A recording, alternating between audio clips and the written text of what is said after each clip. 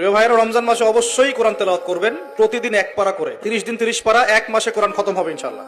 এবং তারাবির নামাজ জামাতে এবং খতম তারাবি পড়ার চেষ্টা করবেন, এবং সবচেয়ে সুন্দর তেলাওয়াত করতে পারে এমন কাউকে ইমামতির দায়িত্ব দিবেন।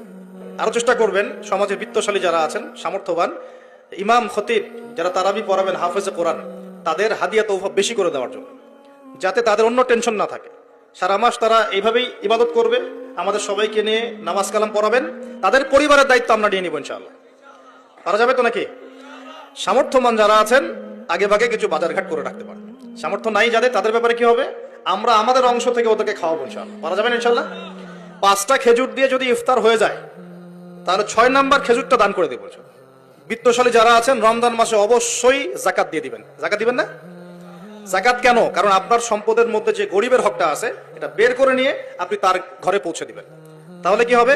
ও না খেয়ে মরবে না ইনশাআল্লাহ, ওর কাছেও 3 বেলার খাবার থাকবে ইনশাআল্লাহ। রমজানের বিশেষ 2টা আমল তো আমরা জানি, দিনের রোজা, রাতের তারাবি। আরো অনেক আমল আছে রমজানের।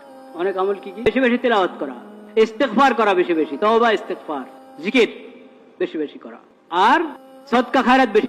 এগুলো সব 12 মাসের আমল, বাকি 11 মাসেরও আমল।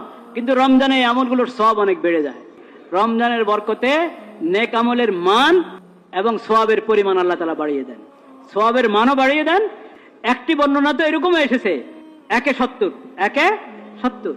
অন্য সময় উমরা থেকে রমজানের উমরার মর্যাদা এবং ফজিলত বেশি কিনা? বেশি। এক হাদিসে তো এসেছে নবী করিম সাল্লাল্লাহু আলাইহি ওয়াসাল্লামের সঙ্গে হজ করার মতো রমজানের উমরা সওয়াব।